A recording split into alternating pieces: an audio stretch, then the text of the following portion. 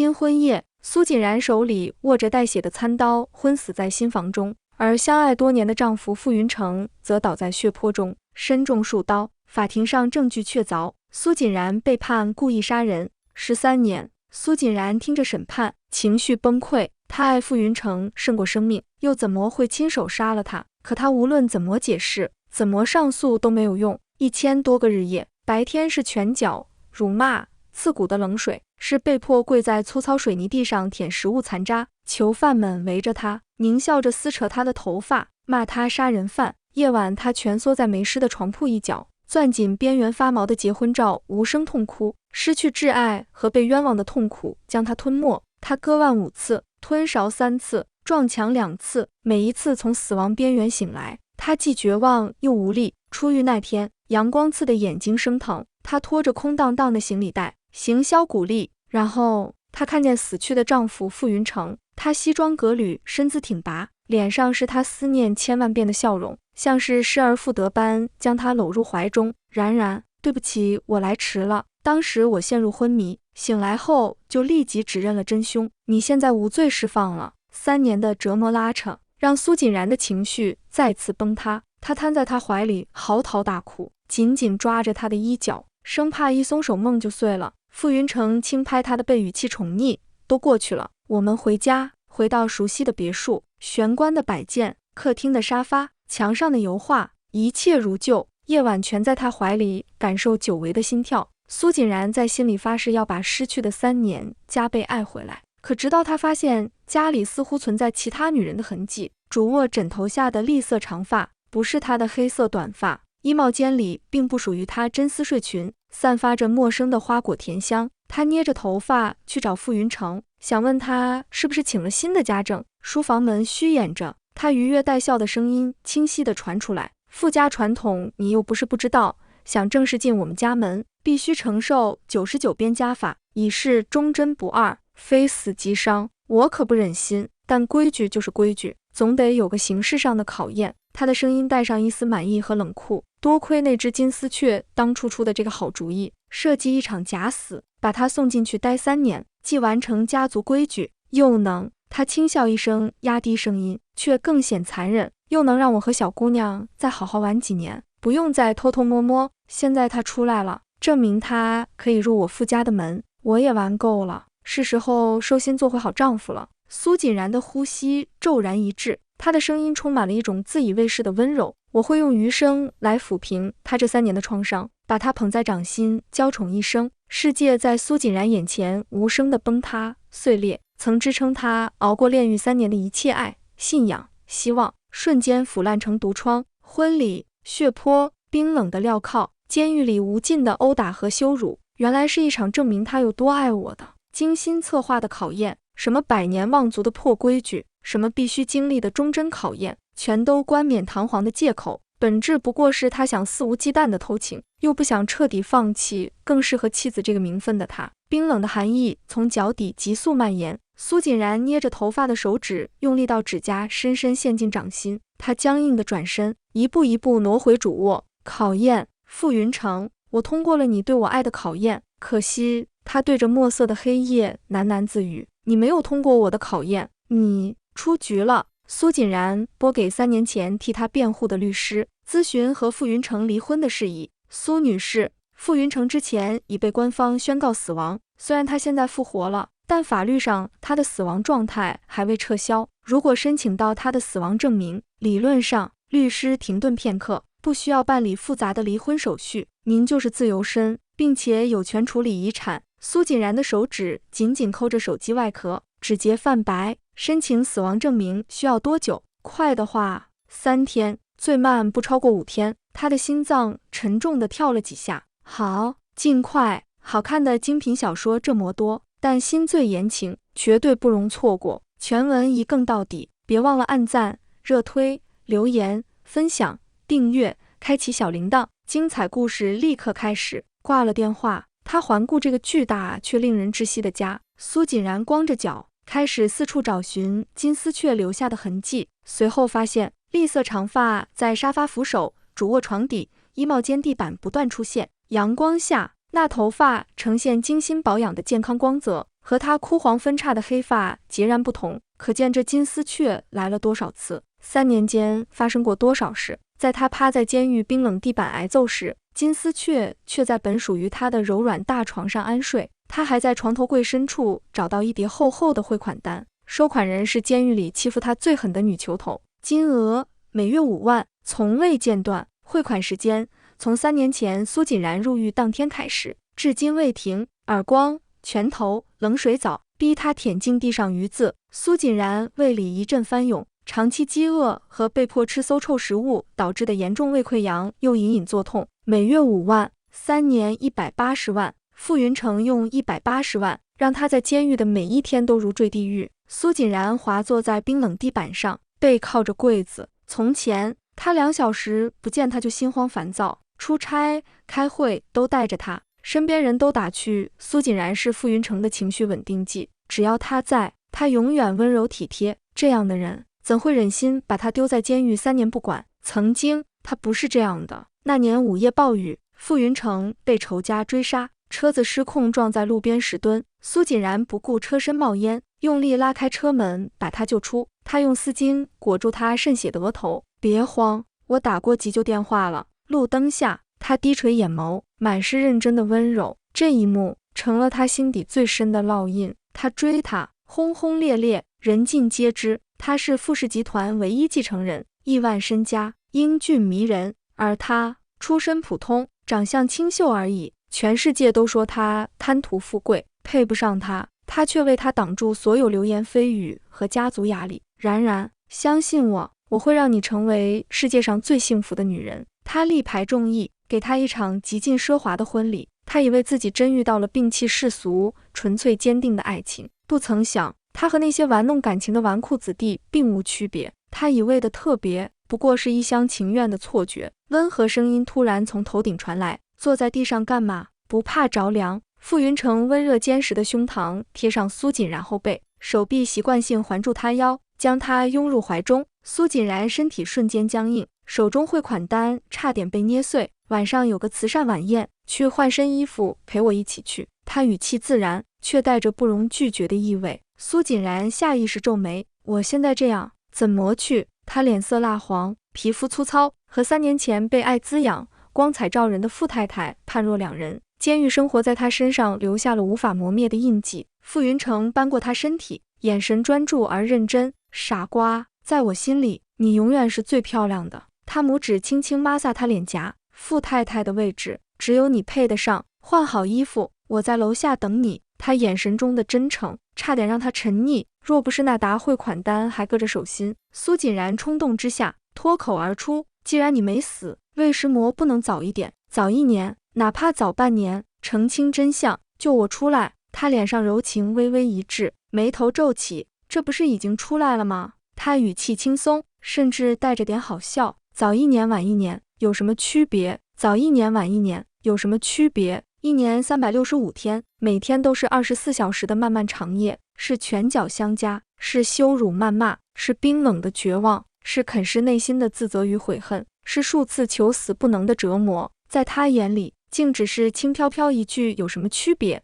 苏锦然的心被这句话瞬间碾碎，连呼吸都带着胸口的钝痛。他还想说什么，他却已失去耐心。好了，别胡思乱想了。他从口袋掏出一个丝绒盒子，里面是一对镶嵌着巨大蓝宝石的耳坠，刚到的拍卖品，我觉得很配你，喜欢吗？他语气带着施舍般的宠溺，就当是给你押金的小补偿。说完，他手机响了，他看了眼来电显示，嘴角忍不住上扬。他一边接电话，一边快步往外走，只匆匆留下一句：快点换衣服打扮一下。司机1小时后到。电话接通，他声音里的温柔几乎要溢出来。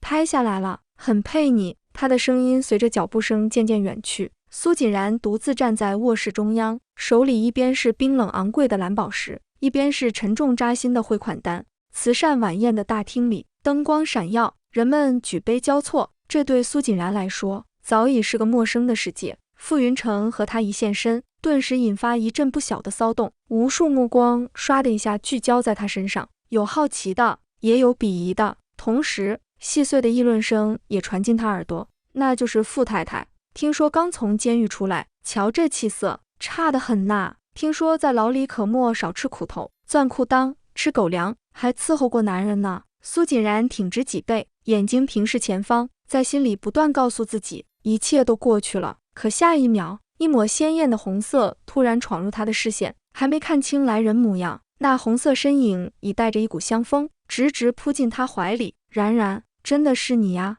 我一听说你出来，想死你了。这熟悉又陌生的声音，满是夸张的激动，还带着点哽咽，是江绿瑶，她少女时代最要好的闺蜜。曾经，她们无话不谈，分享过所有少女的心事与秘密。苏锦然眼眶发热，本能地回报她。可就在这时，一股熟悉的香水味钻进她鼻子，这味道和家里衣柜那件不属于她的真丝睡衣的味道一模一样。她僵硬地扭头，目光落在江绿瑶精心打理过的头发上。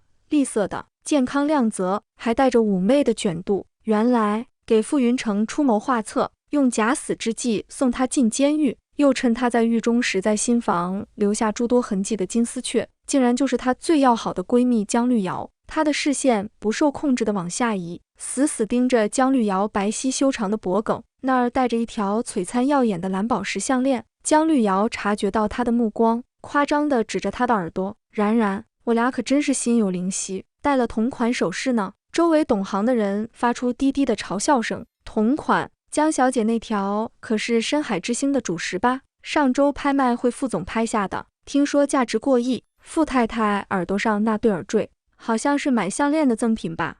一旁的傅云城脸上瞬间闪过一丝尴尬，赶忙上前揽住苏锦然的肩，然然，你别多想，你刚出来，我怕戴太夸张的项链你不自在。绿瑶是你最好的朋友，我就送给她戴了，你们关系这么好，不会介意的，对吧？他的解释看似合情合理，还带着点为他考虑的体贴。苏锦然还没来得及说话，江绿瑶已抢先开口，当然不会介意啦，傅总你就是想的太多，我和然然上大学那会，经常互换衣服穿，不分彼此的。说着，他咯咯笑起来，要不是老公不能共享，说不定我们连老公都换着玩呢。傅云城佯装生气地瞪他一眼，语气亲昵地斥责，别胡说八道，老公怎么能分享？江绿瑶冲他吐吐舌头，眼神透着妩媚。那一刻，他俩旁若无人的打情骂俏，彻底把苏锦然隔绝在外。他穿着不合时宜的礼服，戴着那可笑的赠品耳坠，就像个小丑。江绿瑶挽着苏锦然，一路把他拽向那些珠光宝气的傅太太和千金名媛。张太太，这是苏锦然，我最好的闺蜜，她前段时间刚从监狱出来。王小姐，好久不见呀。这是苏锦然，刚出狱，监狱可不是个好待的地方呢。每一次介绍，他都有意无意地提起苏锦然坐过3年牢，这些话立刻引来众人避之不及的目光，仿佛多看一眼就会沾上晦气。苏锦然终于忍不住，猛地甩开江绿瑶的手，我去趟洗手间。他撑着洗手台，大口喘气。就在这时，洗手间的门被推开，江绿瑶一脸担忧地走进来。然然，你没事吧？别理那些人，他们就是狗眼看人低。苏锦然冷冷打断他，够了，江绿瑶，你和傅云城的事我都知道了，我还不了解你，那些头发是你故意留下的，对吧？江绿瑶脸上的担忧瞬间消失，取而代之的是如释重负的轻蔑。她轻松一笑，拿出粉饼补妆，妆得好累，既然你都发现了，那我也没必要再演了。魏石魔，苏锦然声音破碎，我们曾经可是最好的朋友啊。魏石魔，江绿瑶上下打量他，眼神满是讥讽。我俩出身都普通，你比我漂亮吗？比我嘴甜，比我会哄人开心，凭什么你能嫁进傅家，一步登天？他的语气越来越尖锐，满是积压已久的嫉妒。所以我要把你的一切都拿走，包括傅云城。苏锦然听得浑身发冷，他咬牙挤出一句，你就不怕我告诉傅云城你的真面目？江绿瑶嗤笑一声，你去说啊，看看他是信我这个陪了他3年温柔体贴的红颜知己，还是信你这个刚出狱就极度发疯的老婆。苏锦然，我们比比看，谁手段更高明？无耻，简直不可理喻。苏锦然气得浑身发抖，绕过他，推门冲出卫生间，江绿瑶紧跟在后。在洗手间外的楼梯口，他突然一把抓住苏锦然的手腕，苏锦然惊愕回头，就见江绿瑶自己猛地向后一仰，啊！救命！一声凄厉尖叫响起，苏锦然完全来不及反应，眼睁睁看着江绿瑶滚下楼梯，这巨大动静和尖叫声瞬间吸引所有人的注意。傅云成第一个冲过来，他脸色阴沉，几步跨下楼梯，冲到瘫在楼下的江绿瑶身边。他猛地抬头，目光凶狠地看向苏锦然。苏锦然，你对他做了什么？苏锦然僵在原地，伸出的手还悬在半空。他猛地放下手，急切地说：不是我，是他自己摔下去的。傅云成抱着江绿瑶的手臂紧了紧，眼里闪过一丝犹豫。就在这时，他怀里的江绿瑶发出一声痛苦呻吟。傅总，别怪冉冉，监狱里鱼龙混杂，他刚出来难免沾染上不好的风气，都怪我，惹他生气了。他这话瞬间激起周围人的正义感。听听，江小姐到现在还帮他说话，真是太善良了。在监狱待3年还能完好无损出来，肯定在里面横行霸道惯了。这种有前科的，心里早扭曲了，一看就是恶毒相。那些恶意的指责如潮水般向他涌来，监狱里那些黑暗、被凌辱、殴打的画面和眼前这些指责的脸重叠在一起。不是那样的，我没有。他徒劳地辩解着，痛苦地捂住耳朵。傅云成刚冒头的怜悯和怀疑瞬间被碾碎，他看向苏锦然的眼神充满失望。绿瑶在你进去后帮我打理公司，照顾家里，任劳任怨，你却因为嫉妒把他推下楼梯，我真不该心软把你接出来。苏锦然所有解释都卡在喉咙，周围指指点点的目光彻底把他钉在了耻辱柱上。人群中有人质疑，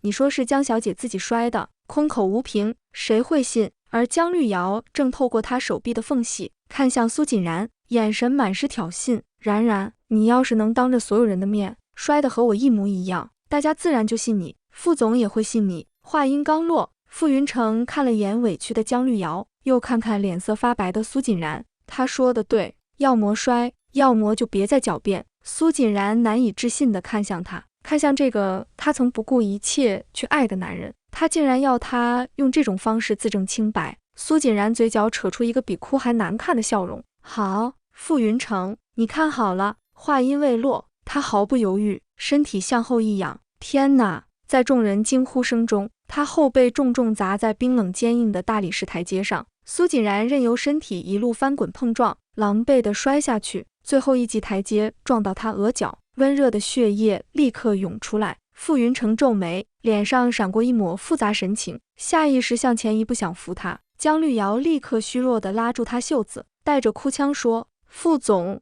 我头好晕。傅云成看看怀里虚弱的江绿瑶，又看看满头是血的苏锦然，最终那抹复杂神情被烦躁和不耐烦取代。苏锦然，你何必呢？推了就推了，承认错误有那么难吗？非要弄成这样。他觉得苏锦然就是在死鸭子嘴硬，逃避责任，甚至都没弯腰查看他伤势。他横抱起江绿瑶，丢下一句冰冷的话：没死就自己赶紧回家，别在这儿继续丢人现眼。说完，在众人或鄙夷或看热闹的目光中大步离开。苏锦然躺在冰冷的地上，额头的血还在流。他望着天花板上璀璨却冰冷的水晶吊灯，忽然很想笑，笑他这荒唐的3年，笑他可悲的爱情，笑他瞎了眼的人生。眼泪混着血流进嘴角，又咸又涩。苏锦然拖着酸痛不堪的身子，一步一步艰难地往家蹭，好不容易推开那扇沉重的门，玄关的灯光亮得刺眼，他一眼就瞧见那双鲜艳的红色高跟鞋嚣张地扔在门口的地毯上。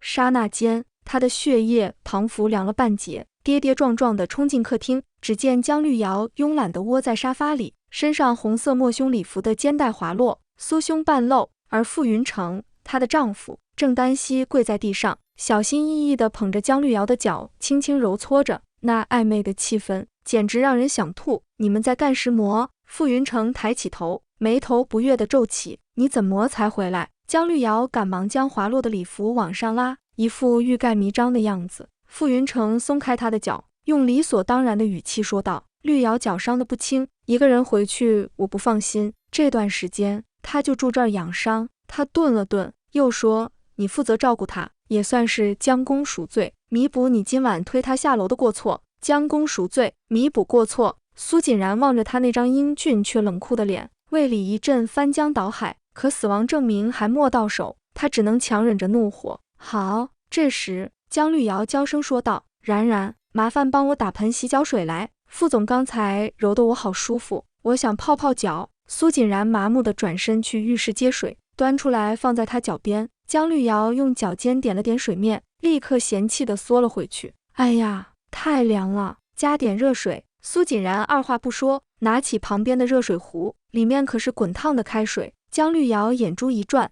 诡异说道：“帮我洗脚吧。”苏锦然猛地抬头：“江绿瑶，我不是你的下人，别太过分。”江绿瑶的脚在水盆里用力一踩，洗脚水溅到苏锦然脸上。苏锦然，你还真以为自己还是高高在上的总裁夫人啊？他早就厌烦你了，我劝你识趣点，主动离开，把位置让出来。苏锦然冷笑一声：“把位置让给你？做梦！”江绿瑶恼羞成怒，突然伸手抓住热水壶的壶柄，往自己脚面上浇下去。啊啊啊！他发出一阵凄厉的惨叫，脚背上迅速鼓起狰狞可怕的水泡。苏锦然难以置信地看着他，他居然疯狂到这种地步。傅云成听到声音，急促地跑过来：“怎么了？”当他看到江绿瑶惨不忍睹的脚时，脸色瞬间变得铁青。苏锦然，你竟敢用开水烫他，一次不够还来第二次，你简直无药可救。不是我，是他自己弄的，家里有监控，你可以去看。够了，我相信绿瑶。傅云成怒喝一声，看来监狱这3年根本没让你学乖，竟学会这些下三滥的手段。他叫来身材魁梧的保镖，在院子里架口大锅，我要好好帮他洗刷洗刷心里的恶毒。苏锦然惊恐地瞪大双眼：“傅云成，你不能这么对我，放开我！”保镖毫不留情地架起他就往外拖。院子里熊熊燃烧的火焰舔舐着大铁锅，锅里的水冒着滚滚热气。江绿瑶盖着毯子坐在走廊的躺椅上，假惺惺地说：“傅总，要不就算了吧。”虽说从那种地方出来的人用滚水烫掉一层皮，寓意着脱胎换骨，重新做人，可这也太残忍了，然然怎么受得了啊？他的话看似在求情，实则暗暗提醒傅云成，苏锦然有多不堪，多需要被清洗。傅云成咬咬牙，一声令下，扔进去。什么时候肯真心实意给绿瑶道歉，什么时候再把他拉出来。保镖不顾苏锦然的踢打尖叫，狠狠将他丢进大锅里，扑通，滚烫的开水瞬间将他淹没。啊！他发出一声凄厉的惨叫，挣扎着想站起来，保镖立刻用粗木棍把他压下去。傅总说了，道歉才能出来。傅云成冰冷的声音从锅边传来，继续加火，更多的木柴被扔进火堆，锅里的水翻滚得更加厉害。苏锦然的意识渐渐模糊，皮肤庞幅被放在铁板上炙烤，透过翻滚的水汽，他看到傅云成冷漠的侧脸和江绿瑶得意的笑容。锅下的火终于熄灭，空气中弥漫着皮肉烫伤后的焦糊臭味。苏锦然瘫在渐渐冷却却依旧烫人的水里，全身像是被撕裂般疼痛。傅云成别过头，似乎也不愿多看锅里这凄惨的景象。3年牢狱，怎么就没把你这死不认错的倔脾气磨平？你这样以后还怎么在傅家待下去？现在吃点教训也好，省得以后被吃的骨头都不剩。他挥挥手，语气疲惫又厌烦：“管家，叫王医生过来给他看看。”说完，他抱起裹着毯子的江绿瑶，头也不回地走进灯火通明的别墅。王医生查看他的伤势时，眼中满是震惊与不忍：“需要马上清创，但必须用麻药，不然您会疼得昏过去的。”他转身在医药箱里翻找麻醉剂，奇怪，麻药怎么不见了？佣人小声提醒：“刚刚江小姐说脚背疼得厉害，把所有止痛药和麻醉药都拿走了。”苏锦然张了张嘴，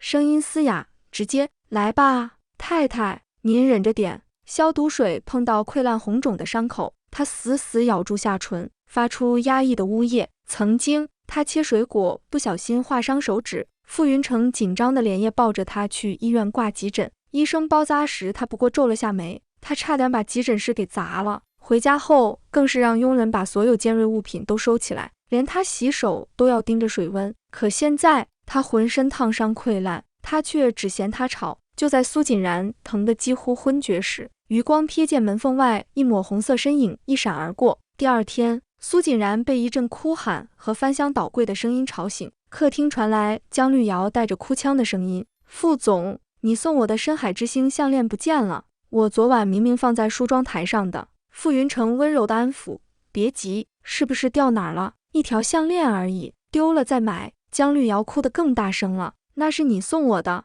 意义不一样，而且那么贵重，会不会是被谁拿走了？他突然压低声音，副总，我不是怀疑谁，但听说监狱出来的人都爱小偷小摸，要不各个房间都搜一搜，家贼难防啊。苏锦然的心猛地一沉，傅云成沉默了几秒，最终开口，管家，带人去客房和太太的房间找找。房门被粗暴地推开，管家带着佣人面无表情地开始翻查苏锦然的行李箱和房间柜子。一个佣人从一件旧外套口袋里掏出一个丝绒盒子，找到了。苏锦然瞳孔骤缩，不可能，我没碰过那条项链。默人听他辩解，将他粗暴地从床上拖起来，扔到客厅地板上。江绿瑶哭得梨花带雨，然然，我们可是最好的朋友啊，你竟然偷我的东西。傅云成眼神中闪过一丝疑虑，你拿这个做什么？如果你想要。苏锦然用尽全身力气抬起头，我没有，我现在动一下都疼得要命，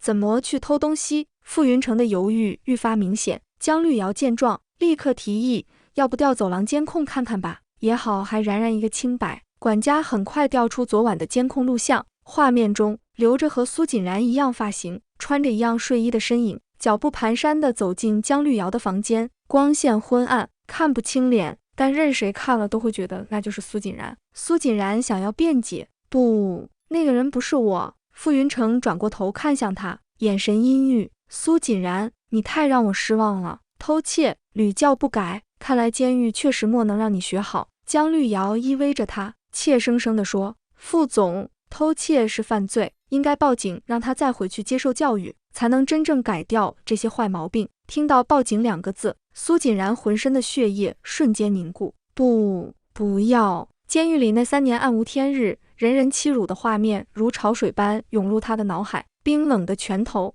恶毒的咒骂，馊臭的食物，无尽的绝望，绝对不能再回去。巨大的恐惧压垮了所有尊严与疼痛，他不知哪来的力气，挣扎着跪爬到傅云成脚下，抓住他的裤脚。云成，傅云成，我求求你别报警，别送我回那里。他仰起满是泪痕的脸，他们会折磨死我的，求求你看在我们过去的情分上。他卑微到了尘埃里，只求他能有一丝怜悯。傅云成低头看着匍匐在脚下的苏锦然，似乎有那么一瞬间被触动。江绿瑶立刻在他耳边轻声低语，傅总，现在可不是心软的时候，偷窃这毛病要是改不掉，后患无穷。难道你想以后别人都指着傅家说，堂堂傅氏总裁夫人是个偷东西的人吗？傅家的脸面往哪儿搁？傅云成低声重复他的话，傅家的脸面，他绝不容许任何有损傅家声誉的事发生。我再给你一次机会，只要你承认项链是你偷的，并且保证以后绝不再犯，我可以考虑不让警察带你走，承认这莫须有的罪名。苏锦然的心彻底死透了。苏锦然缓缓松开手，一字一顿道，我没有偷东西。傅云成被他的顽固彻底激怒，吼道，好，死不认错，那就别怪我无情。他转头对着一旁等候的警察厉声说，人赃俱获，他还拒不认罪，这种屡教不改的惯犯必须重罚。冰冷的手铐再次铐上苏锦然的手腕，他没再看傅云成一眼，也没去瞧窝在他怀里露出得意笑容的江绿瑶。他背负盗窃这个连囚犯都鄙夷的罪名，刚被关进看守所，就成了众矢之的，拳脚如雨点般朝他袭来，专往他未愈的伤处招呼。绷带下的伤口再次崩裂，鲜血渗了出来。一个身材壮硕的女囚揪住他头发，狠狠往墙上撞去。咚的一声，苏锦然眼前一黑，一大口暗红的鲜血猛地喷溅而出。突，他一时开始模糊，耳朵嗡嗡直响，再次有了一时，是在救护车刺耳的鸣笛声中，血压持续下降，内出血很严重。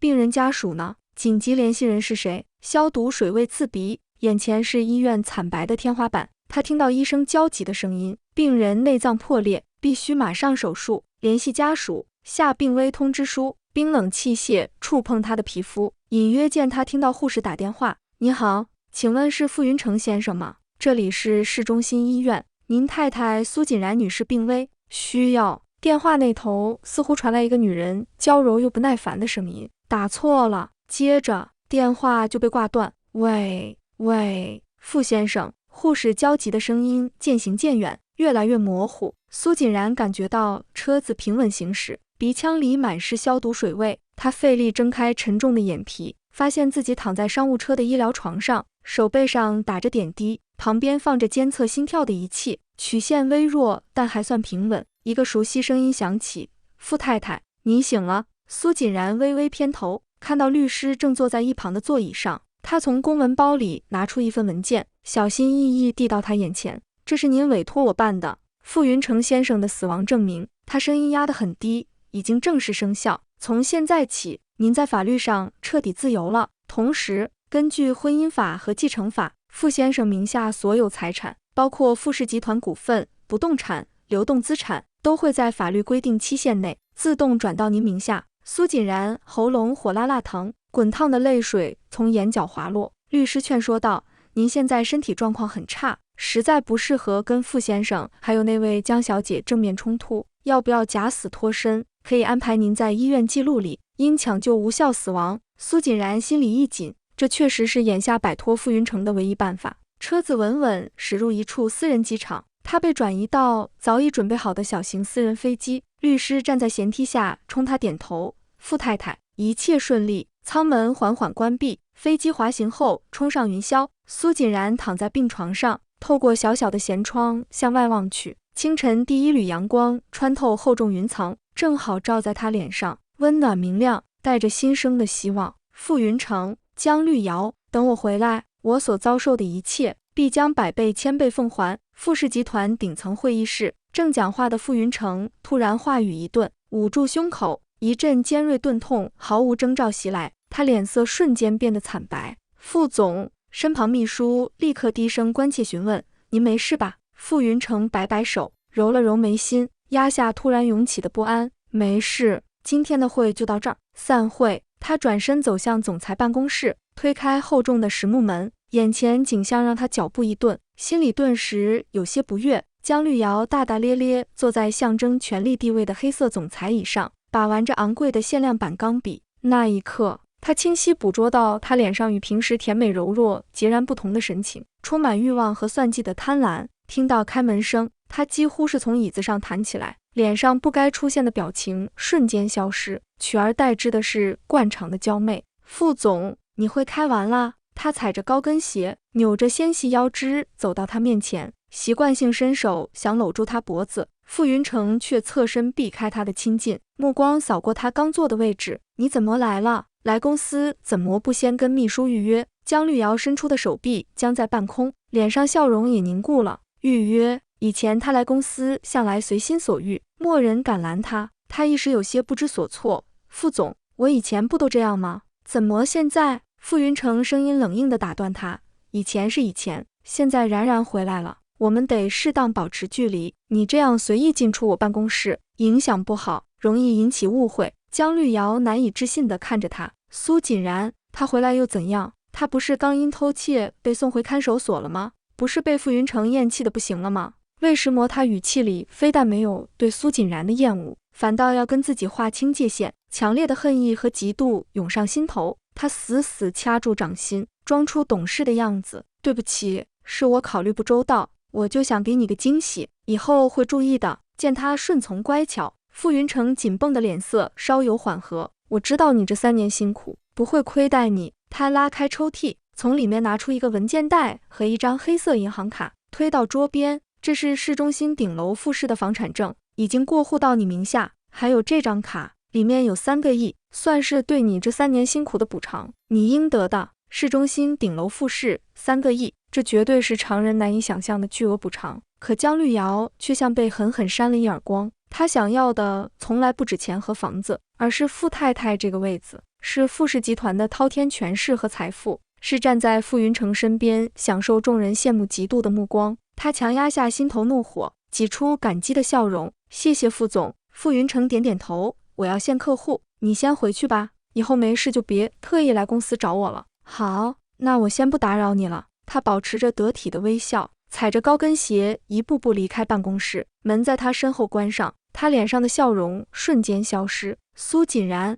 真是阴魂不散，他就不信傅云成这块硬骨头他啃不下来。他付出3年，绝不能就这么被打发，等着瞧吧。私人飞机平稳降落在北欧沿海城市的私人机场，在随机医护人员精心照料下，苏锦然已能勉强坐起身。他被送到位于海边悬崖的一处私密疗养院，环境幽静，与世隔绝。他靠在沙发柔软的靠枕上，拿起律师交给他的文件袋，死亡证明。他手指颤抖着划过这3个冰冷的签字。傅云成，这个名字曾是他的爱恋与信仰，曾是他在狱中无数个黑夜里唯一的光亮。3年前醒来时，手上黏腻的鲜血和冰冷的刀，他倒在血泊中，毫无生气的脸。法庭上，法官冰冷的判决，无处申辩的绝望。监狱里，无休止的殴打、辱骂、饥饿、寒冷，无数次尝试结束生命。所有这些痛苦都源于一个根深蒂固的认知：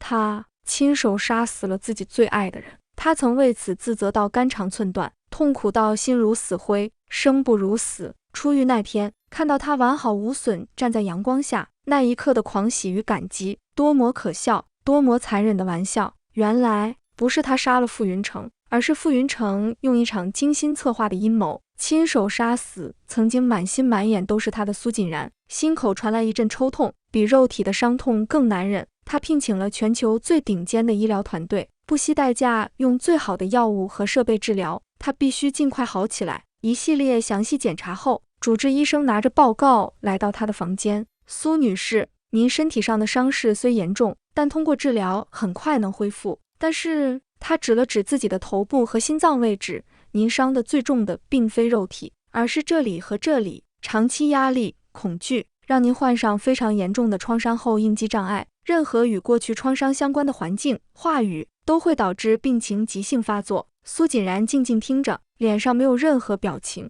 医生接着说道：我建议您同步接受心理治疗，我们为您请来了国际上颇负盛名的心理学专家。房门轻轻敲响，一位穿着考究、气质温和沉稳的男人走了进来。他看上去30来岁，眼神透着睿智与冷静，有种让人莫名安心的力量。苏女士，你好，我是沈石川。苏锦然目光落在他脸上，莫名有种熟悉感，好像在哪见过，可仔细回想，记忆却一片模糊，怎么也想不起来。他开口，声音依旧沙哑：沈博士，我的情况，医生大概都跟你讲了。他微微点头，目光专注而平静地看着他。我要你治好我，用最快的速度。他深吸一口气，一字一句清晰地告诉他，因为我还有许多至关重要的事等着我去做。姜绿瑶拿到3个亿后的第2天，去了看守所。她当然不是去探望好姐妹苏锦然，在探视室里，身材壮硕的女囚犯脸上堆满讨好的谄笑。姜小姐，照您吩咐，我们好好关照了新来的，绝对没留情，打得她趴在地上起不来，最后还吐了好大一口血呢。姜绿瑶满意的勾了勾唇角，眼中闪过恶毒的光，干得不错，接着给我收拾她。女囚面露疑惑，当晚她就被救护车拉走急救了，也不知道是死是活。救护车，姜绿瑶脸上的笑容瞬间僵住，她突然想起3天前傅云成洗澡时，她帮他接了个电话，电话那头好像提到了病危通知家属之类的话。当时她正为自己精心设计的诬陷沾沾自喜，压根没把那通电话当回事，说了句打错了就挂断了。难道那个病危电话说的是苏锦然？一股兴奋与狂喜涌上心头，要是真的是苏锦然，那可就省得他再费心思对付他了。他反复叮嘱女囚犯，你给我记好了，我俩根本不认识，管住你的嘴，好处少不了你的。女囚犯忙不迭点头。姜绿瑶离开看守所，立刻开车前往市医院，她必须去确认一下，如果苏锦然真死了，那她的机会可就来了。傅氏集团总裁办公室里，傅云成烦躁地扯了扯领带，把手中文件扔在桌上。都已经第3天了，他处理工作和日常事务时总是心不在焉。自从3天前开会时那阵莫名的心悸后，焦躁和不安就一直缠着他。一个可怕的念头突然冒出来，难道苏锦然在看守所出事了？都3天了，也该吃够苦头了，他怎么还不低头认错？只要他服个软，给他打个电话求饶，他马上花钱把他弄出来。他怎么就这么倔呢？非要跟他死扛到底？算了，他最后还是说服自己，他是男人，得大度些。傅云成拿起电话，直接打给看守所负责人，我是傅云成，3天前送进去的那个女人现在怎么样？要是他认识到错误，话还没说完，就被电话那头带着惶恐的声音打断。副总，您还不知道吗？他当晚被同监室的囚犯打的内出血，被救护车拉去抢救了。您没接到医院通知吗？轰！傅云成只感觉大脑像被重锤猛击，瞬间一片空白。打，内出血，抢救！他猛地站起身，对着电话厉声吼道：哪家医院？什么时候的事？现在人怎么样了？就是市中心医院，3天前的晚上，具体抢救结果我们这边也不清楚。他手指颤抖着挂断电话，心脏猛地一阵刺痛。3天前晚上，他洗澡的时候好像听到过手机铃声响，难道？他猛地抓起西装外套和车钥匙，疯了似的冲出富士集团办公楼。傅云成的黑色宾利在车流中疯狂穿梭，一连闯了好几个红灯，刺耳的喇叭声和刹车声此起彼伏。身后很快追上来几辆鸣着警笛的交警摩托车，吱嘎，车还没完全停稳，他就推开车门冲了出去。2名交警迅速上前拦住他，站住，你涉嫌危险驾驶和妨碍公共交通。傅云成双眼赤红，滚开！他猛地挥出一拳，狠狠砸在一名交警脸上。你他妈瞎了吗？我是富士集团总裁傅云成，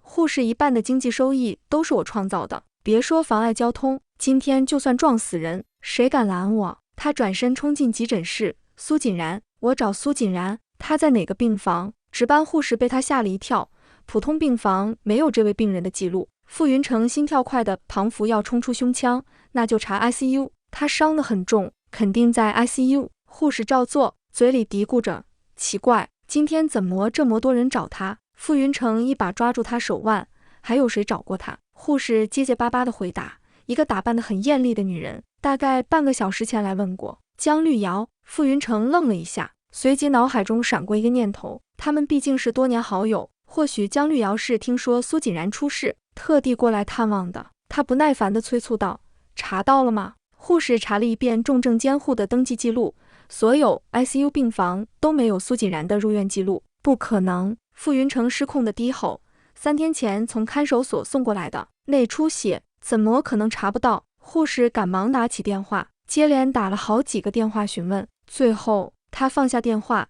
先生，您去地下1层问问吧。地下1层，他也顾不上多问，转身朝着护士指的方向，一步跨3、4个台阶往下跑。地下1层的走廊灯光昏暗，寂静无声，冰冷的寒意透过单薄的西装渗进来，让他胳膊上的汗毛都竖了起来。这什么鬼地方？他一边快步走着，一边焦躁地环顾四周。我要马上把冉冉转到 VIP 病房，她可是富士集团的总裁夫人，怎么能待在这种阴森的地方？他目光急切地搜寻着病房门牌，却什么都没有，只有冰冷的墙壁、紧闭的仓库门和一些废弃的医疗设备。走廊越走越深，光线也越来越暗。终于，他走到了走廊尽头，那里只有一扇半敞开的白色铁门，门内透出更为阴森的冷气和异样的白光。傅云成的脚步猛地顿住，一股从未有过的恐惧瞬间将他攫住。他缓缓抬起头，目光最终落在门框上那块不起眼的金属牌上，上面清晰地刻着3个黑字：太平间。深度催眠带来的疲惫感慢慢褪去，苏锦然睁开眼睛，沈石川递给他一杯温水，感觉怎么样？他接过水杯抿了一口，好多了。沈石川沉默了一会儿，苏女士，在刚才的催眠过程中，您反复情绪激动地喊一个名字，傅云成。苏锦然的指尖不自觉地收紧，他继续温和地说道，您所经历的这一切，是不是和这位傅先生有关？苏锦然目光平静地开口，他是我前夫。沈石川若有所思地点点头，那么您所经历的这些创伤，是不是和您曾经入狱的经历有关？苏锦然猛地抬起头，他怎么知道他坐过牢？记忆的碎片迅速拼凑起来。监狱探视室里，穿着白大褂的精神科专家例行公事地询问，是他，怪不得第一次见面就觉得他眼熟。他感到一种被命运捉弄的讽刺。3年前在护士监狱给我做精神状况评估的专家，就是你啊，沈博士。沈石川平静地点点头，是我，当时受司法部门委托，对您进行例行评估。苏锦然忽然自嘲地低笑一声，现在您知道我不仅是个杀人犯，还坐过3年牢，什么感受？他的问题带着刺，是长期遭受歧视与践踏后形成的本能防御。沈石川迎着他审视的目光摇摇头，我的职责是竭尽全力帮助患者康复，这一点请您务必相信。他眼神真诚坦荡，而且当时您虽然状态很差，但意识非常清醒。您坚定地告诉我您没有杀人，您是被冤枉的。苏锦然的呼吸猛地一滞，你既然记得我当时是清醒的，那你出具的那份报告又是怎么回事？最终呈送到法庭上的结论是，他在极度刺激下出现梦游，导致无意识杀人。那份报告坐实了我杀人的罪名，让我连最后申辩的机会都没有。在监狱里过了3年人不人鬼不鬼的日子，我一度怀疑自己当时是不是真疯了。他越说情绪越激动，眼眶不受控制地红了起来。沈石川猛地从椅子上站起身，什么？这绝不可能！他的声音没了往日的沉稳。我当时出具的报告清清楚楚写明，你虽遭受重大创伤，但意识清晰，逻辑清楚，关于未曾杀人的陈述可信度极高，还建议司法程序进一步深入调查。苏锦然的激动与愤怒瞬间僵在脸上，转为震惊与茫然。你是说那份报告不是你写的？沈石川斩钉截铁地回答，绝对不是。两人四目相对，那份让他背负疯子与杀人犯双重罪名的精神报告竟然是伪造的。傅云成，肯定是他，只有他有足够的财力和手段去篡改这么一份关键的司法鉴定报告。他不仅要他坐牢，还要让他相信是自己在精神失常的状态下亲手杀了他，这就是他曾经爱得死去活来的男人。他弯下腰，忍不住干呕起来，眼泪终于如决堤般涌出。沈石川担忧地扶住他肩膀，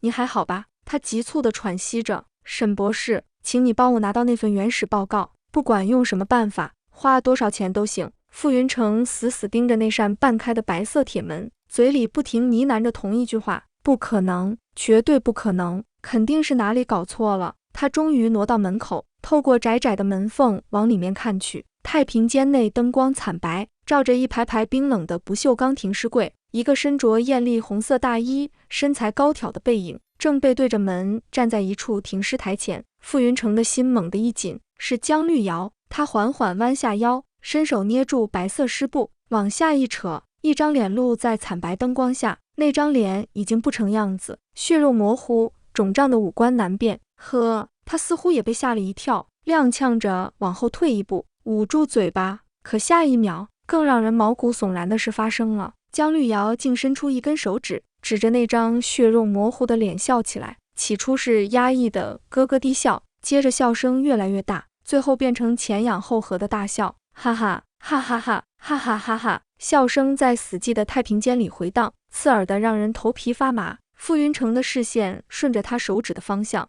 死死定在女尸的耳朵上，一只沾满血鱼的蓝宝石耳坠，正是那对作为赠品的蓝宝石耳坠，是他送给苏锦然的。刹那间，所有血液涌上傅云成的头顶，躺在冰冷停尸台上，面目全非的是苏锦然，他死了。他手脚冰凉僵硬，大脑一片空白，完全无法思考和动弹。江绿瑶一边疯狂笑着，一边粗暴地把蓝宝石耳坠从女尸耳朵上扯下来，哈哈，这是我的。他把沾血的耳坠攥在手心，你这个下贱的囚犯，连赠品都不佩戴，只有我才配得上他的一切，哈哈。傅云成终于从震惊麻木中回过神，一把推开铁门。江绿瑶被这声怒吼吓得浑身一颤，猛地转过头，傅总。他立刻换了表情，装出一副悲痛欲绝的样子，哭着朝他扑过去。傅总，你怎么来了？呜呜，然他死了。傅云成甩开他的手，死死盯着停尸台，越靠近看得越清楚，那具冰冷的身体上布满各种伤痕，大片狰狞的烫伤疤痕，青紫交错的殴打痕迹，最刺眼的是额角那处深深的伤口，是在慈善晚会宴会厅楼梯下，他逼苏锦然自证清白时，他滚下去撞伤的。他喉咙里发出一声痛苦的呜咽，一阵天旋地转后，直挺挺地向后倒去，砰！他晕死在太平间冰冷的地面上，不省人事。江绿瑶站在一旁，脸上还挂着未前的泪痕。他看看晕倒的傅云成，又看看停尸台上的尸体，嘴角一扯，呵呵。傅云成晕厥后做了个梦，梦里他站在一口无比巨大的铁锅前，锅底下烈火熊熊。傅云成，一个微弱破碎的声音从沸腾的水面下断断续续传来，呼唤着他的名字。是谁？他屏住呼吸，朝翻滚着热浪的沸水中望去。哗啦，一张脸猛地冲破沸腾的水面，陡然出现在他眼前。那张脸已完全看不出原来模样，皮肤通红糜烂，布满密密麻麻的水泡，唯有那双眼睛充满怨恨地盯着他。是苏锦然啊！傅云成惊恐万分，大叫一声，猛地从床上弹坐起来。他大口大口喘着粗气，冷汗湿透了睡衣。江绿瑶温柔且带着哭腔的声音在旁边响起：“傅总，你终于醒了。”他手里拿着柔软的毛巾，心疼地帮他擦去额头上的冷汗。你昏迷了整整3天，可吓死我了。医生说是急火攻心。他端着一碗冒着热气的参汤，吹了吹，递到他嘴边：“快喝点参汤定定神。”我刚熬好的。参汤的热气扑到脸上，瞬间让他想起梦中那口沸腾的大锅，还有那张可怕的脸。太平间，尸体，耳坠，江绿瑶癫狂的笑声。傅云成猛地挥手打翻参汤，滚烫的参汤泼了江绿瑶一胳膊，他白皙的手臂瞬间红了一大片。啊，好疼！看着他喊疼的样子，傅云成脑海里却闪过另一个画面：苏锦然被扔进那口翻滚的大锅时，该是多么钻心的痛苦。他伸手掐住江绿瑶的脖子：“你在太平间里说的那些话什么意思？你对着他的遗体在笑什么？”江绿瑶被掐得呼吸困难，眼底闪过一丝慌乱，但他很快强迫自己镇定下来，流着泪断断续续地辩解：“傅总，你是不是受打击太大，出现幻听了？我看到冉冉死的那么惨，伤心过度，情绪失控，才又哭又笑的。她可是我最好的姐妹啊！”他悲痛欲绝的表情看不出太大破绽。傅云成松开手，喘着粗气问：“遗体呢？我现在就要去看。”马上。江绿瑶捂着被掐出红痕的脖子，剧烈咳嗽着：“医院那边有规定，遗体最多保存5天，你昏迷3天，我怎么叫都叫不醒，又不能一直让冉冉躺在那种冰冷的地方，只好自作主张签字，让他们火化了。”火化了！傅云成如遭雷击：“我还没看清楚，那到底是不是他？你怎么能？你怎么敢？”他不敢相信，也绝不允许。苏锦然怎么能死？他怎么能就这么变成一把灰？江绿瑶哭着扑进他怀里：“傅总，我知道你难受，可是冉冉已经死了，以后让我来照顾你，就像这3年一样。”这句话刺痛了傅云成。一样？怎么能一样？3年前他只是进了监狱，只要我想，只要我一句话，随时能把他弄出来。他的声音带着无尽的绝望与痛楚。可现在呢？死了，火化了，变成一把灰了。你告诉我怎么一样？江绿瑶被傅云成眼中的疯狂与绝望吓得心脏一缩，但长久以来的执念冲昏了他的头脑。他急切地抓住他的手臂：“傅总，我可以嫁给你，我会把家里打理得井井有条，我会帮你处理公司事务，我会让你成为世界上最幸福的男人。”傅云成忽然低低笑起来：“嫁给我？”他抬起布满血丝的眼睛，一字一句碾碎他的幻想：“江绿瑶，你到现在还不明白吗？我和你从来就只是玩玩而已，我爱的人从始至终只有苏锦然。”这句话如同一把利刃，瞬间戳穿江绿瑶的伪装与期待。她摇着头，声音尖锐：“你骗我！如果你爱他，为什么把他送进监狱，还让人在监狱里折磨他？你为了我骂他打他，你明明就是厌弃他，怎么可能爱他？”这是他一直以来的认知逻辑，也是他如此肆无忌惮的底气。傅云成的眼神因他的质问变得更加痛苦。那是我和他之间的事，轮不到你来过问。但我从来没想过要离婚，更从来没想过要娶你。江绿瑶踉跄着后退一步，脸上血色全无。那我这3年算什么？他为他出谋划策，考验苏锦然。他以为只要苏锦然消失，自己就能站在傅云成身边，他再也不用躲在角落，偷偷看着苏锦然拥有的一切，再也不用强颜欢笑去讨好他。傅云成，他死了，他化成灰了，这个世界上只剩下我是最爱你的。傅云成盯着他充满嫉妒的眼睛，太平间里他癫狂的笑声和话语再次在耳边响起。难道苏锦然的死和他有关？这段时间发生的所有事，推下楼梯，偷窃项链，会不会都是？他必须查清楚，给苏锦然一个交代。傅云成深吸一口气，努力让自己看起来平静些。绿瑶，你先回去吧，我得静一静，好好想想往后的事。江绿瑶一听，心中顿时又燃起希望。没错，他需要时间接受现实，毕竟苏锦然刚死，一时缓不过来也正常。他立刻换上善解人意的模样。那我不打扰你，你好好休息，我等你消息。等他离开后，傅云成拿出手机，拨通秘书的号码，马上把慈善晚会当天楼梯口附近所有的监控录像调出来。还有，他停顿片刻，找最厉害的技术团队，把家里冉冉偷窃项链的监控视频高清还原。我要清清楚楚看到进去那人的脸，到底是不是他？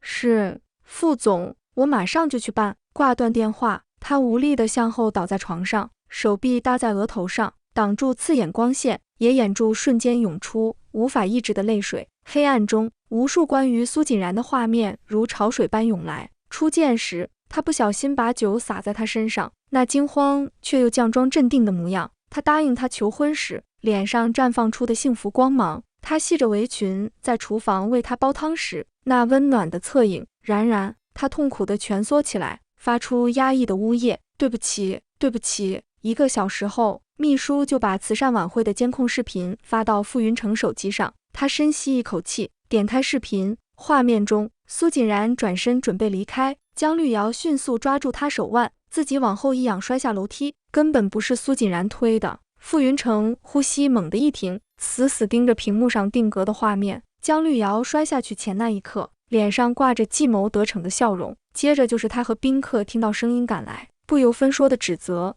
怒骂，以及后来苏锦然为自证清白毫不犹豫滚下楼梯的画面。傅云成双手插入发间，紧紧揪住自己头发。原来一切都是江绿瑶自导自演的戏。他满心悔恨，当时为什么不看监控？要是看了，或许后面的事都不会发生，或许苏锦然就不会死。就在这时，秘书打来电话：副总，家里那段偷窃监控的高清还原版本也弄好了，不过文件太大，很难传过去。我现在就去公司。傅云成一刻都等不及，他要知道全部真相。他抓起车钥匙冲出别墅，压根没留意大门外角落的身影。江绿瑶根本没走，一直躲在门后偷听傅云成和秘书的对话。他大脑飞速运转，一个疯狂又冒险的念头冒了出来。傅云成的车一路飞驰，很快到了傅氏集团楼下。他大步流星朝门口走去，满心只想着赶紧看到那份还原后的监控。就在这时，周围突然传来几声惊恐尖叫：小心上面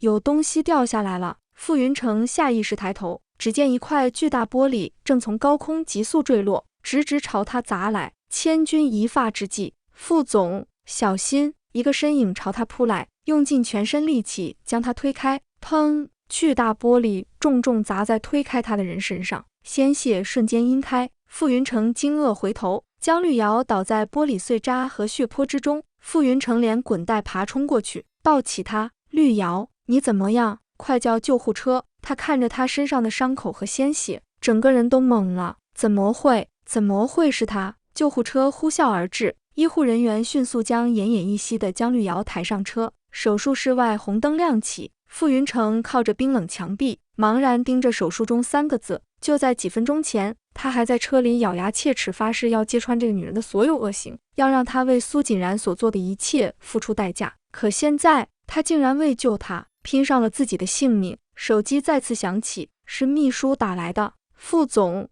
视频已经传到您办公室电脑上了，您现在过来看吗？傅云成看着手术室紧闭的门，先等等吧。手术室内，江绿瑶听到门外传来模糊的等等吧3个字，彻底松了口气。救命之恩，他倒要看看傅云成会怎么对待他这个救命恩人。江绿瑶住院期间，傅云成一直守在身边。出院回别墅那晚，他拉着傅云成的手，哭得梨花带雨。傅总，我有件事瞒你很久了。他抽抽搭搭，声音断断续续。慈善晚会那天，在楼梯，不是然然推我的，是我没站稳，摔下去后太害怕，就冤枉了他。他抬起泪眼汪汪的眼睛，我当时只是想跟他开个玩笑，没想到后果这么严重，真的对不起。他哭得情真意切，庞福承受着巨大的良心谴责。傅云成沉重地叹口气，拍拍他手背，都过去了，人都不在了，说这些还有什么意义呢？他的反应让江绿瑶暗自窃喜，看来救命之恩让他不想再追究。然而他话锋一转：绿瑶，你一直住家里容易惹人非议，还是尽快搬出去吧。江绿瑶脸色一变，他还是要赶他走。他装作乖巧点头，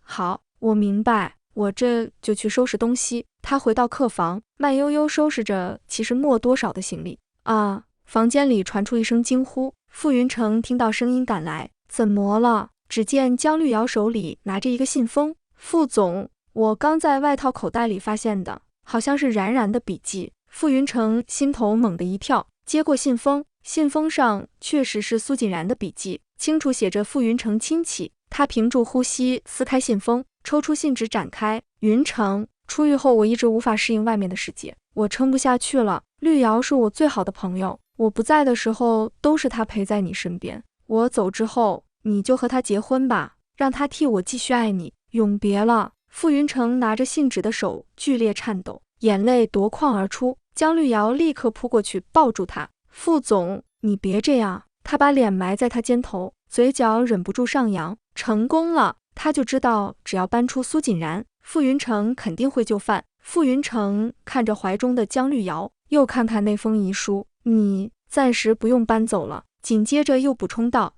婚礼就定在1个月后吧。江绿瑶差点欢呼出声，傅云成却推开他，我娶你只是为完成冉冉的遗愿，婚后我们分开住，只是名义上的夫妻。他的话像一盆冷水，瞬间浇灭江绿瑶一半的喜悦。他只是把他当成完成苏锦然遗愿的工具，但没关系，只要成为名正言顺的傅太太，以后有的是机会爬上他的床。他回到卧室，关上门，再也按捺不住内心的狂喜与得意。苏锦然，你可真是我的好闺蜜啊，死了还能帮我这么大忙。他幻想着身穿婚纱站在傅云成身边，接受所有人艳羡目光的场景。他不知道隔壁客房傅云成脸上的悲痛和泪水早已消失不见。这封突然出现的遗书，恰恰是他聪明反被聪明误的最大破绽。傅云成拿出手机拨通秘书电话，我这里有一份文件，要做最权威的笔迹鉴定，半个月后鉴定结果送到傅云成手中。经鉴定，宋简笔记与苏锦然女士生前笔记样本存在显著差异，系模仿伪造。同时另一条汇报也传了过来，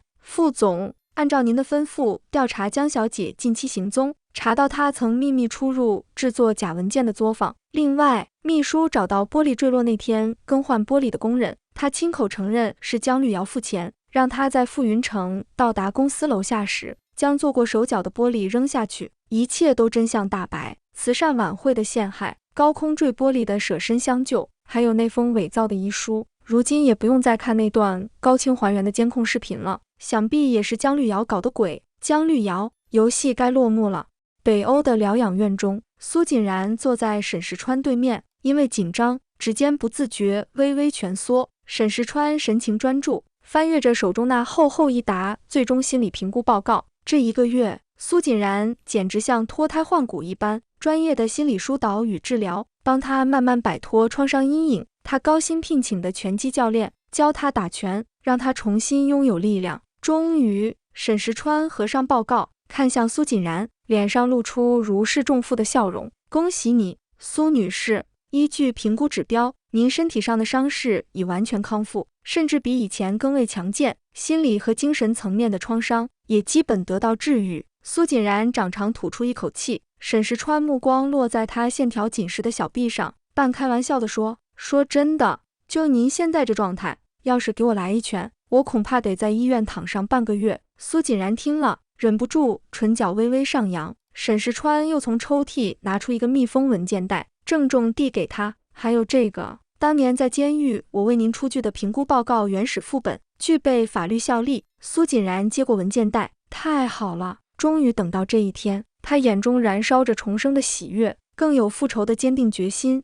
沈博士，这1个月多谢您了。沈石川微笑点头，是你自身的坚强和求生欲创造了奇迹，往后的路得靠你自己走了，保重。告别沈石川，苏锦然立刻拨通岳阳电话，电话那头律师的声音很快传来，苏女士，您可算联系我了，傅云成和江绿瑶要结婚，就在3天后。苏锦然嘲讽道，哦，这么快就急着双宿双飞了。律师语气满是荒谬，傅云成宣称找到了您的一封遗书，里面写着希望他娶江绿瑶。苏锦然冷笑一声，遗书，姜绿瑶这手段真是又低劣又自以为是。也好，省得我一个个去找他们了。他声音冷静的让人害怕，透着一切尽在掌控的淡然。给我弄一张婚礼请柬，我要在他们婚礼上复活。另外，继承程序进展到什么程度了？律师马上回应，所有法律文件都已生效，他名下所有资产，包括富士集团的控股权，已自动转移到您名下。他现在就是个空壳，只是自己还不知道。公证员会在您和傅云成同时在场时，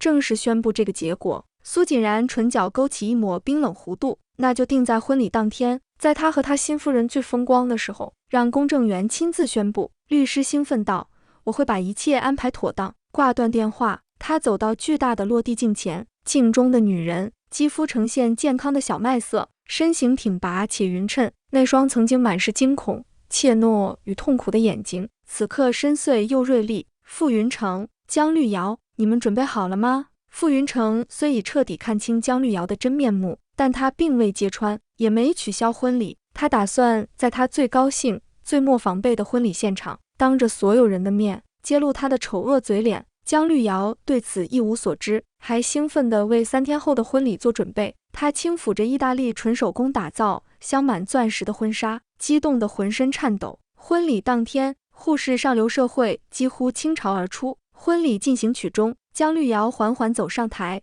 哇，婚纱上的钻石足有上千颗，不愧是富士集团总裁夫人，真豪气。姜绿瑶满意地听着台下宾客的夸赞，享受着四面八方投来的羡慕嫉妒目光。她在心里冷哼一声，暗暗想着苏锦然，苏锦然啊，苏锦然，我终于彻底取代你，成为总裁夫人了。傅云成身着墨黑色西装，站在舞台中央，脸色阴沉，丝毫没有新婚的喜悦。姜绿瑶心里一紧，小心翼翼扯了扯他袖口。云成，你怎么了？傅云成默看他，只是朝台下点点头。喜庆的音乐瞬间停止，台上巨大电子屏幕突然出现画面。第一段是慈善晚会楼梯口，姜绿瑶自己后仰摔下楼梯的慢放画面。第二段是他穿着和苏锦然同款睡衣，鬼鬼祟祟潜入房间自偷项链的监控视频。第三段是看守所会见室内，他和殴打苏锦然的女囚见面的场景。接着是被收买工人哆哆嗦嗦的指认录音，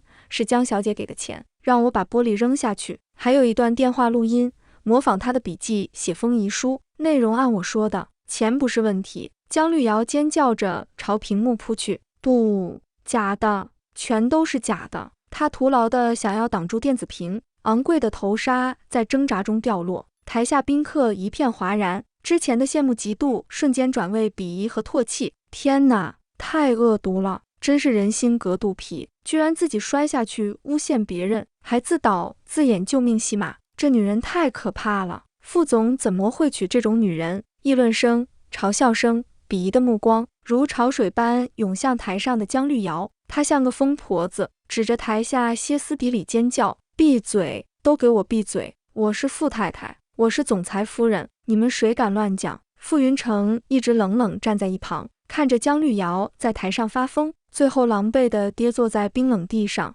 他隐忍半个多月的怒火，此刻彻底爆发。就在这时，屏幕画面再次改变，出现一张苏锦然的黑白遗照，照片上的他笑容温婉，眼神清澈。傅云成的心像被狠狠刺了一刀，猛地冲上前，粗暴地拽起瘫软如泥的姜绿瑶，他把她拖到遗照前，狠狠将她按跪在地上，道歉。他双目赤红，给她道歉，认错。姜绿瑶，你这个毒妇！他仰头对着空旷宴会厅嘶喊，然然，我给你报仇了。整个婚礼现场一片死寂，只剩他痛苦的低吼和姜绿瑶绝望的呜咽。就在这时，宴会厅最角落的阴影里突然响起一阵掌声，啪啪啪，所有人，包括台上的傅云成和姜绿瑶，都猛地一僵，顺着声音望去，只见角落里一个身影缓缓站起，她身着价格不菲的纯白色香奈儿套裙，头上戴着一顶礼帽。她一边鼓掌，一边优雅地朝台前走来，真是一场精彩绝伦的好戏。还好我来了，不然可就错过啦。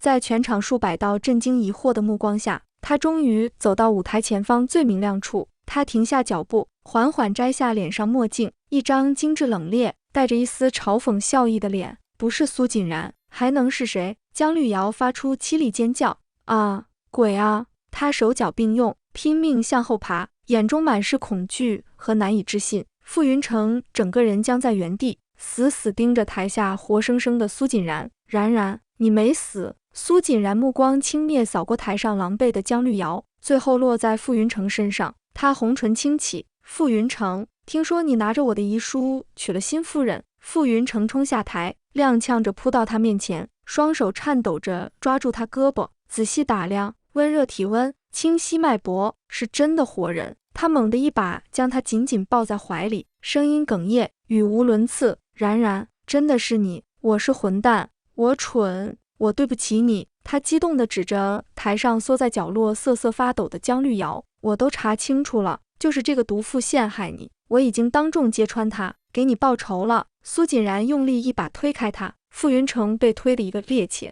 错愕地看着他。苏锦然眼神满是嘲讽和鄙夷，给我讨回公道。傅云成，你在开玩笑吧？他一步步靠近他，难道最该受惩罚的不是你自己吗？他冷哼一声，径直绕过他走上台，拿过主持人手中话筒。他扫视一圈台下震惊的宾客，刚才大家看到的只是江绿瑶一人的恶行，现在不妨听听另一位主角，我的好丈夫傅云成先生是如何把我推进地狱的。他语气平稳，却每一个字都像利剑般刺人。他将傅云成如何精心策划结婚纪念日的阴谋，怎样买通关系篡改精神鉴定报告，如何在他入狱3年，花钱雇人日夜折磨羞辱他，以及在此期间如何与他的好闺蜜江绿瑶暧昧不清。台下刚刚平息的哗然声再次爆发，这一次所有的鄙夷和愤怒都对准了面如死灰的傅云成。畜生，简直不是人，竟然对自己老婆做出这种事，太可怕了。傅氏集团总裁居然是这种人。傅云成再也无法保持镇定，他冲上台，慌乱地解释：然然，不是这样的，你听我解释，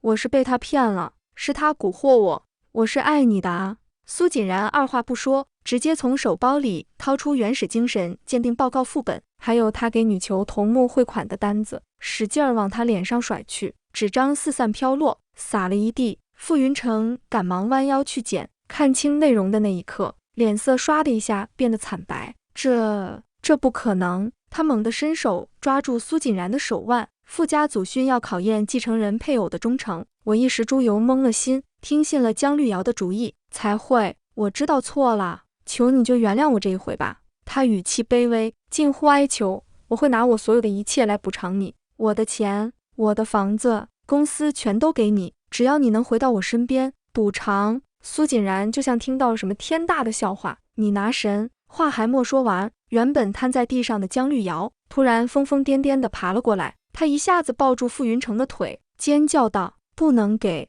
那些都是我的，钱是我的，房子也是我的，我才是总裁夫人，他是鬼啊！傅云成毫不留情，一脚就把他踹开，滚开，疯女人！江绿瑶被踹得滚倒在地，开始又哭又笑，一会儿喊着有鬼，一会儿又喃喃自语我是总裁夫人，精神彻底崩溃失常。苏锦然冷眼旁观，再次拍了拍手，两名身着正式制服的公证人员应声走上台，其中一位拿出正式文件，面向全场大声宣布：经核查，傅云成先生此前已被宣告死亡，按照法律规定，其名下所有资产，包含傅氏集团股份、不动产、流动资产等，已全部由其合法配偶苏锦然女士继承，即刻生效。傅云成一个踉跄，往后退了好几步，疯狂摇头：不可能，这绝对不可能，傅氏是我的。可打击还没完，又有2名警察走上台，亮出逮捕令：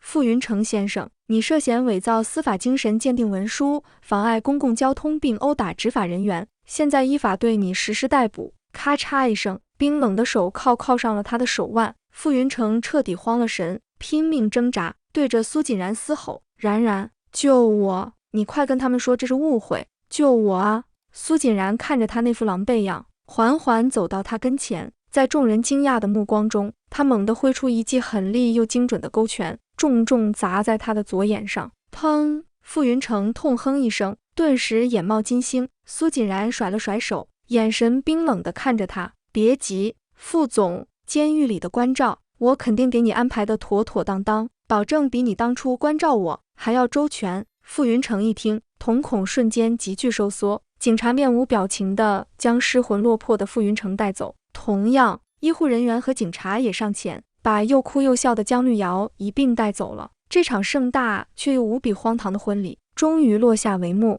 苏锦然再次拿起话筒，目光扫过台下表情各异的宾客。从现在起，我苏锦然就是傅氏集团的新任总裁兼最大股东，过去的一切就此结束。聚光灯下，他身姿笔挺，目光锐利，仿佛从未经历过那些黑暗与屈辱，属于他的时代正式开启。这一本开场就是新婚夜血光加13年重刑，我还以为走进8点档时光机，结果直接踩油门送我进地狱厨房。监狱戏把拳打冷水舔地一路拉满，我看得牙根直酸。出狱再遇复活老公，本来以为是追妻火葬场，转头发现竟是99边家法加金丝雀闺蜜联名款。倒像看人设阴间礼仪，晚宴楼梯被逼自证清白，院子大锅洗心革面，偷项链还上演监控影分身术，每一段都在挑战我的血压。太平间那木兰宝石耳坠，我心脏 A 爆，整段像恐怖片彩蛋直接把人拍醒，但也够爽。女主一纸死亡证明加假死出国疗伤，换弹侠准备回来反杀，心理医生入场拆穿鉴定报告被调包，案件线瞬间有脑。渣男那句早1年晚1年有什么差直接封神级黑化，活教材示范铺加法版，整体节奏快，反转狠，狗血浓度跟真奶加3份黑糖一样厚。我边骂边追，边想把蓝宝石耳坠送去当证物。总之，这本就是渣到极致，爽到出汁的修罗场套餐，一口气磕完只想对社会喊，恋爱还是请先读 SOP 再签到婚姻法。竟然等你满血回城把人渣们一个个上菜端平，我已经搬好小板凳等你开席。